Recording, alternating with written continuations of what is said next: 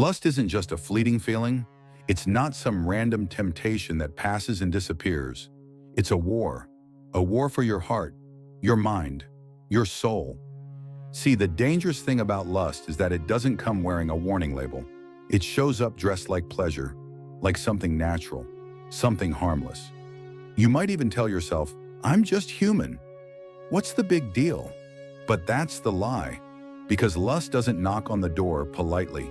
It breaks in silently, through what we see, what we imagine, and eventually, what we become. It starts as a glance, becomes a craving, then quietly turns into a habit, one you never meant to form. And before you even realize it, you're in a cycle. Shame, surrender, repeat. Maybe you fought it before. Maybe you've even won, once, twice, a dozen times. But then came that whisper, just one more time. And deep down, you knew that wasn't the last. Let me be honest. If you've ever felt that pull, that quiet voice promising a quick fix to a deeper emptiness, you're not alone. We've all been there. But here's the truth no one talks about. Lust doesn't want your moment. It wants your identity. It wants to convince you that you're nothing more than your impulses. And the longer we pretend it's not a problem, the deeper the roots grow. This isn't about shame. It's about waking up. And the longer we pretend it's not a problem, the deeper the roots grow. Because if we keep treating lust like a small, private issue, we've already lost. Not because we were weak, but because we failed to recognize it as the enemy.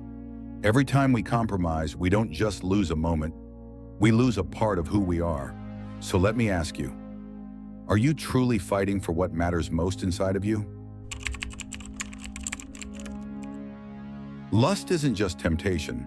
It's a slow-acting poison, a silent killer that doesn't knock you down all at once. It erodes you piece by piece. It starts by chipping away at your confidence.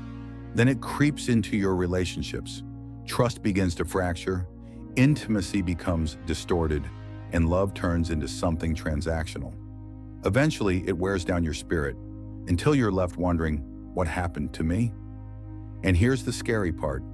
Lust doesn't just affect what you see or what you think about in private. It shapes who you are becoming. It rewires your desires, your habits, your values. Our culture has made it worse. We live in a world that glorifies lust. It's everywhere: movies, music, social media, even casual conversations. It's so normalized that most people don't even realize they're being slowly pulled under. And when something becomes normal, we stop questioning it. But let me challenge you. If lust is so harmless, then why does it leave so many people feeling empty? Why does it create addiction instead of satisfaction? Why do we feel shame right after indulging in something that promised pleasure? That's because lust is a liar.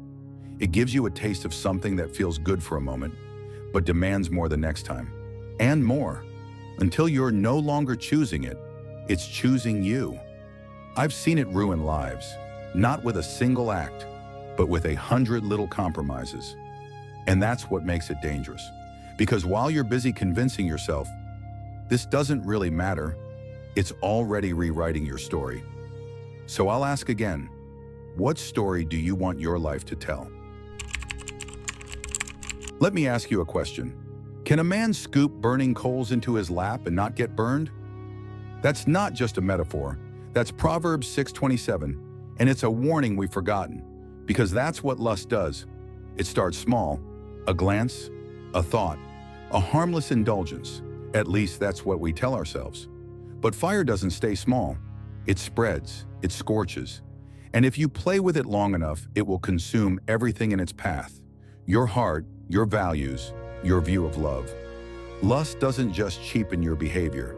It cheapens love itself. It teaches us to crave bodies, not souls. To consume moments, not build memories. To chase feelings instead of commitment. You stop seeing people as people. They become objects, pixels on a screen, names in your DMS, fantasies in your mind. Lust trains your brain to look, to want, to take, but never to honor. It rewires your mind quietly, not with a bang, but with repetition. You don't even realize it's happening until the idea of real intimacy feels boring, until you start avoiding commitment, Not because you're afraid of it, but because you've been conditioned to need constant novelty. And here's the truth we don't say out loud. Every act of lust is a lesson. And if we're not careful, we'll start learning the wrong ones. So no, you can't carry fire in your lap and expect your clothes to stay clean. And you can't keep justifying lust and expect your soul to come out untouched. Here's what no one tells you about lust. It's not just about sex. It's not just about desire or temptation. It's about control. It's about addiction. It's about trying to fill a deep emptiness in your soul with something that was never meant to satisfy it. And that's why it never feels like enough. Why no matter how many images, videos, or fantasies you chase, you're still left hollow afterward. Because lust doesn't heal anything. It only numbs. And numbing isn't the same as healing. Think about it. How many times have you told yourself just this once? How many times have you believed the lie that this time would make you feel better? And how many times did you end up right back in the same place, only now with more guilt, more shame, and less peace? That's not freedom. That's slavery. Jesus said in John 8:34, "Everyone who sins is a slave to sin." Lust isn't just sin, it's a master. And the more you feed it, the more it demands. What starts as a choice slowly becomes a cycle. And the longer you stay in it, the more powerless you feel to break it. But here's the good news. You are not powerless. You are not beyond redemption. But you have to see lust for what it truly is. Not a harmless indulgence, but a trap designed to keep you stuck. Because the first step toward freedom is recognizing you're in chains. Most people try to fight lust with willpower. They install filters, set boundaries, block websites. They get accountability partners, join support groups, and read every how-to article they can find. And don't get me wrong, those things help, but they're not the cure. Because lust isn't just a behavior problem, it's a heart problem. You don't overcome lust by just resisting. You overcome lust by replacing it, by filling the void that lust tries to exploit. Psalm 119:9 asks, "How can a young man keep his way pure?" By guarding it according to your word. You don't need more shame. You need more of God. So here's what that looks like. First, stop fighting alone. Lust grows best in the dark, so bring it into the light. Confess it to God. Be honest, cry out, and lean on His strength daily. Not just when you're tempted, but when you wake up, when you're weak, and when you fall. Second, change what you consume. If you feed lust, it will grow. So cut off its supply. What are you watching, listening to?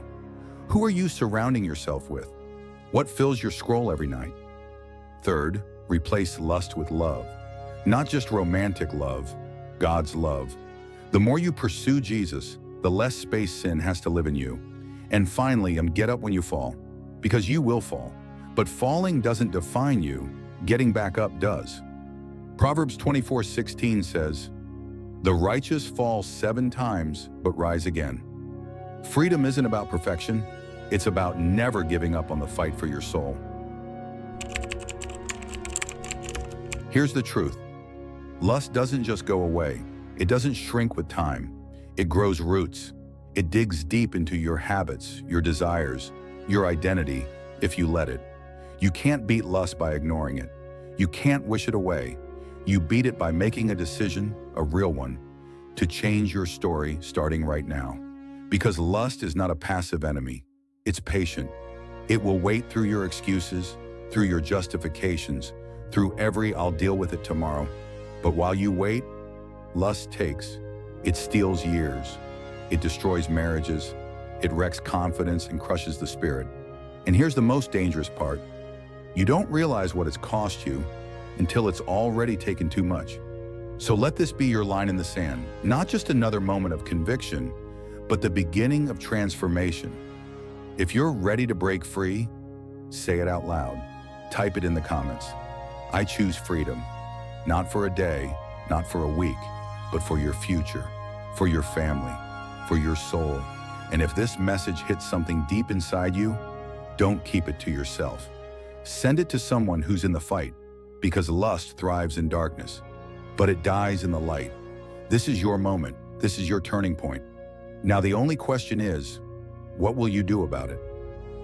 The Insight Nexus Mindspace, where God's Word becomes your weapon in the quiet war within.